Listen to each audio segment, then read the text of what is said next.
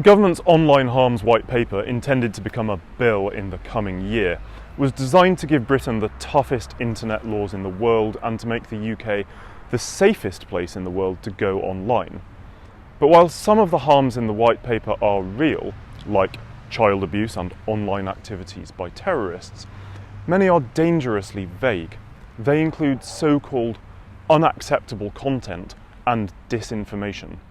These are not fixed, but would be determined by a future regulator, and since online harms never even properly defines what harm is, this is likely to mean sweeping censorship. The government even says new regulation should prohibit material that may directly or indirectly cause harm, even if content is not necessarily illegal. Government white papers are supposed to deal with law, but our government is proposing to effectively censor lawful content. As an example of what it has in mind, the white paper singled out offensive material, as if giving offence is a type of harm the public should be protected from by the state. What is almost as troubling is that the government claims the regulation is partly inspired by Germany's 2017 NetzDG internet law. Human Rights Watch has called for Germany to scrap this law, saying it turns internet companies into censors. Facebook alone has now hired over 1,000 German language censors to review content in deletion centers.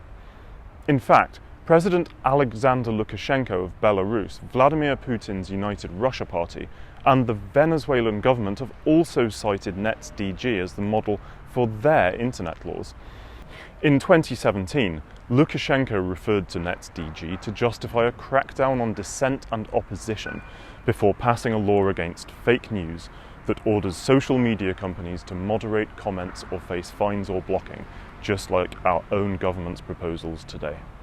The government claims the new regulator will not be responsible for policing truth and accuracy online, but our government also wants a new regulator to make content which has been disputed by so-called reputable fact-checking services less visible to users, and make companies promote what it calls authoritative news sources.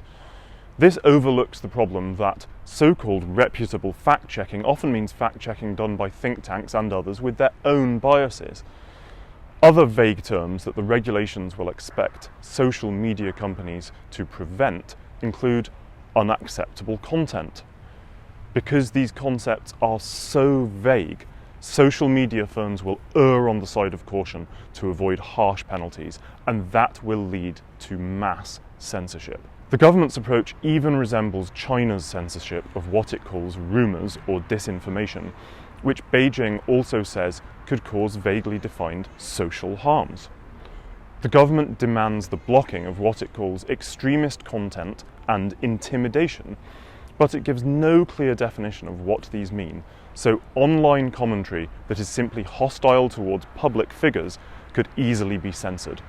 Again, strikingly similar to the Chinese internet authorities' approach. It's true that some conspiracy theories can cause tangible harm, but instead of taking Beijing's approach, the government should try the approach of Judge Louis Brandeis, who said, "The remedy to be applied is more speech, not enforced silence." And the government is also copying the EU's new censorship model. The 2018 EU Code of Practice on Disinformation says that companies must prioritise authoritative information and that fact-checkers should identify it. Many of the government's supporters will be surprised to see it follow this EU policy, since we have now left the EU. The proposals let a future regulator define almost anything as harm, because it says the list of harms was not intended to be exhaustive, and firms will need to spend huge sums to comply with the government's online censorship laws, or risk being fined, so the regulations will make it even harder for any UK company to compete with tech giants like Google and Facebook. The civil servants who have written these proposals think they will lead to less hate, but they will simply mean conspiracy theorists and hate peddlers enjoy the cachet of being banned by the state.